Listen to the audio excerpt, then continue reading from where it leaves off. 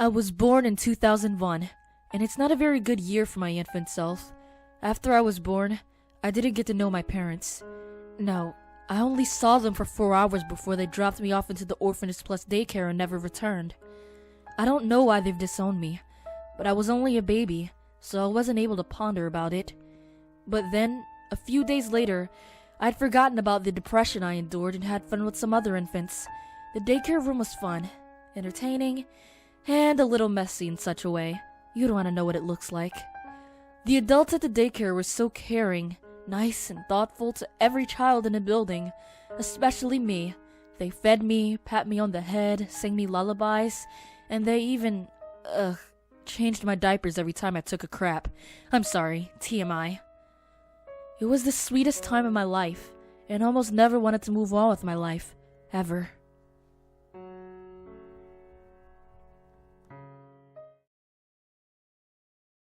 Four years later, I'm now a young energetic child, and I've been changing grades each year. I was playing with the other kids, playing hopscotch, sliding down on, slides, building sandcastles, etc., until I was notified that someone was there to adopt me. I didn't know who it was gonna be, but I've become uncontrollably excited because I haven't had a mom and or dad for years. You should have seen me dancing with excitement. It's kinda silly and ridiculous if you think about it.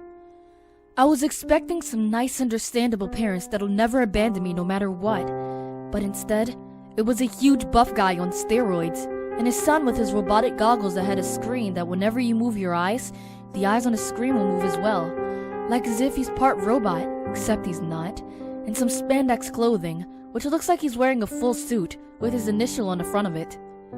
That buff freak and his son's name are Elena Constance and Nitro Constance. They don't look friendly. Oh no. These guys are actually villains. They've been trying to destroy our home city for years. I tried to run away, but Nitro caught me in his arms and walked out of the room without paying the manager of the daycare. I was so terrified. I didn't know what to do. Nitro is so strong. I couldn't escape from his arms. Thank God he's not squeezing me to death.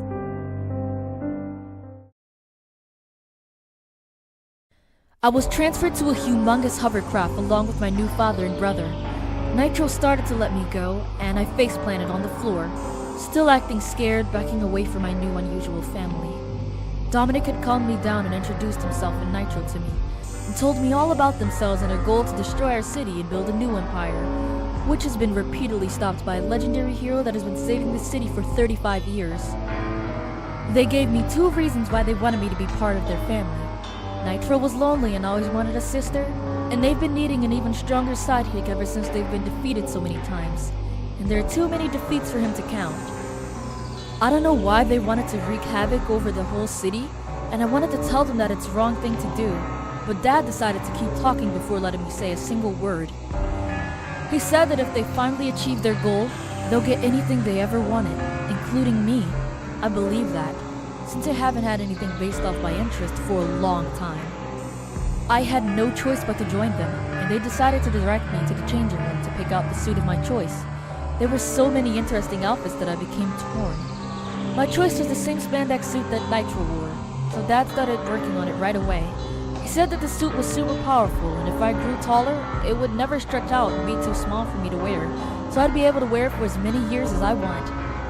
The problem was that I don't even have a name, so Dad thought of one for me, and added an E on the front of a shirt of my spandex suit, and that's when I became the purple-haired and suited girl that everyone in the present knows me as, Elena Constance. I love that name, just thought I'd let you know.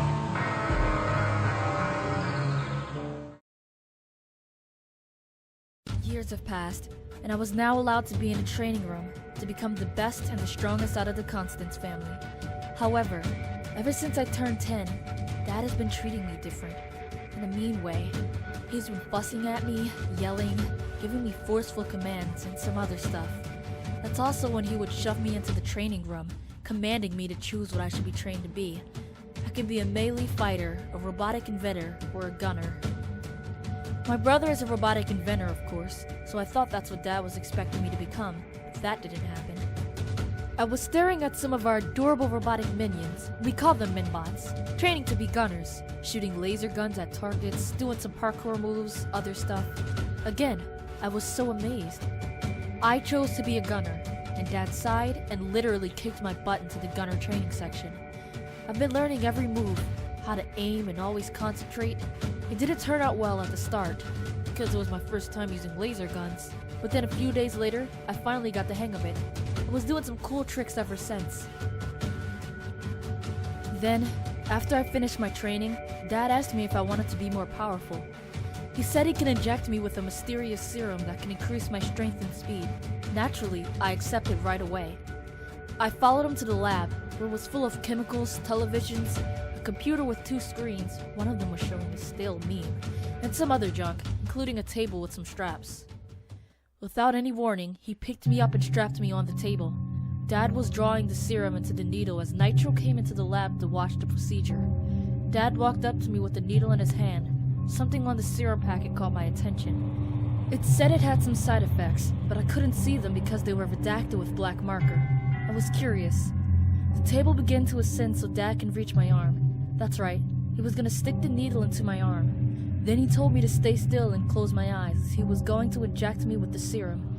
Nitro averted his eyes. What a baby. He stuck the needle into my arm. It was extremely deep, almost to the bone. I screamed in uber pain because of it. After he finished injecting me with the serum, he released me from the table. I started to feel nauseous. My vision was blurry, and I couldn't speak for a few minutes. Then, I felt something rising up in my throat. Something magical and thrilling. It's barf, in case you were curious. I threw up all over the floor. I also started coughing uncontrollably because of the stomach acid that rose up into my throat. Nitro ran away in disgust, and Dad was grossed out too.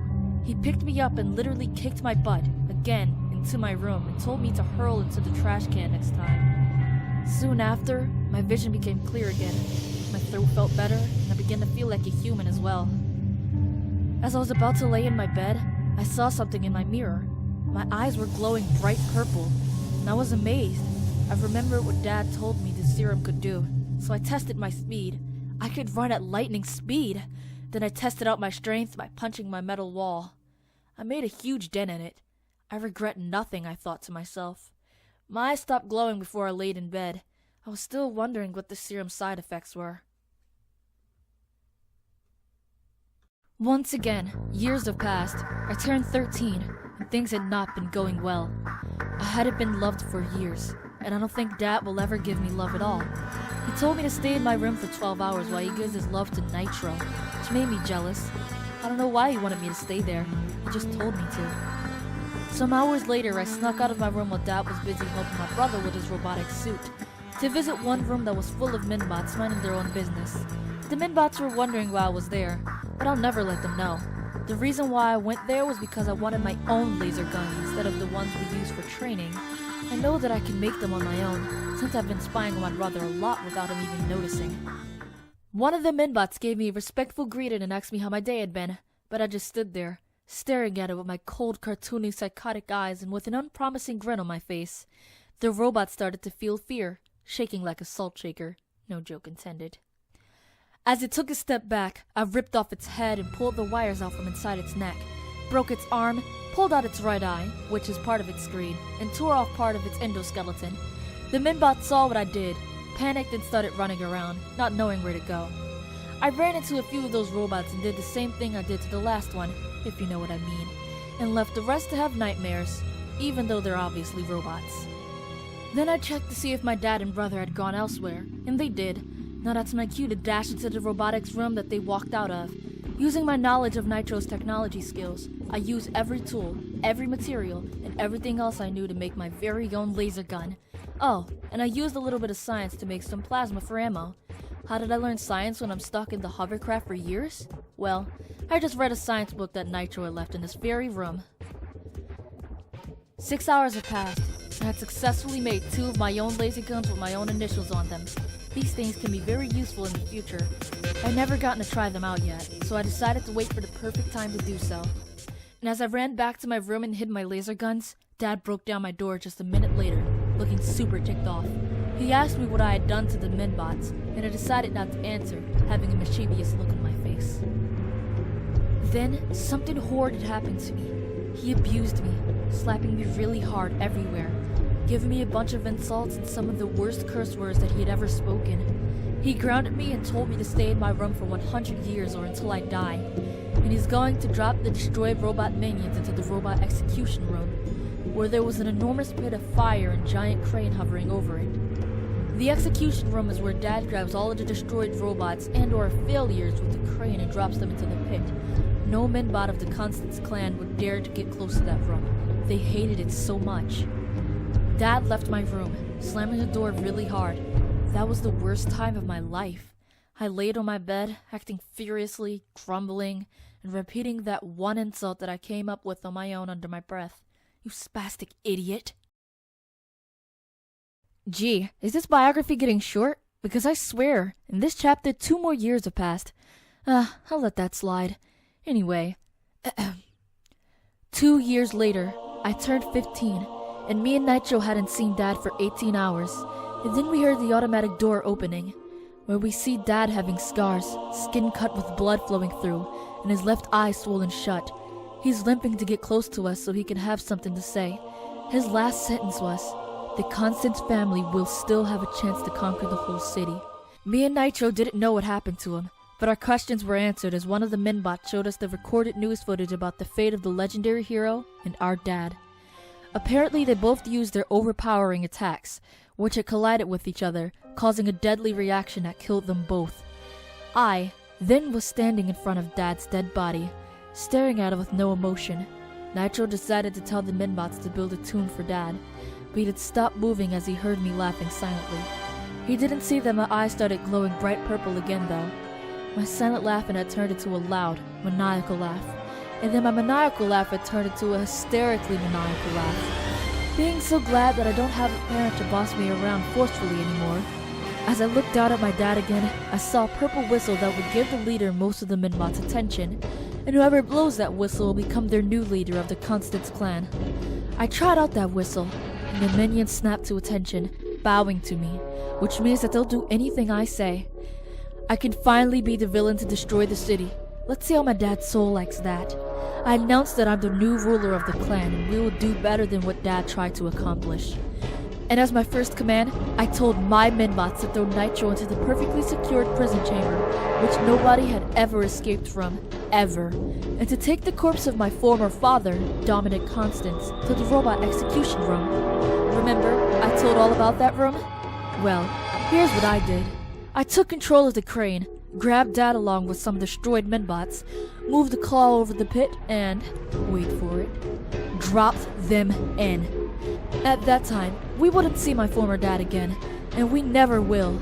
Payback for all the abuse I endured. 3 months later, we decided to destroy the city, firing missiles at giant buildings, sending in my Minbots to attack the civilians, everything. Everything was great until I spotted that my Minbots were being destroyed by a speedy yellow robot named GameBot 2000. That was the first time I had ever heard or seen of him trying to save the city.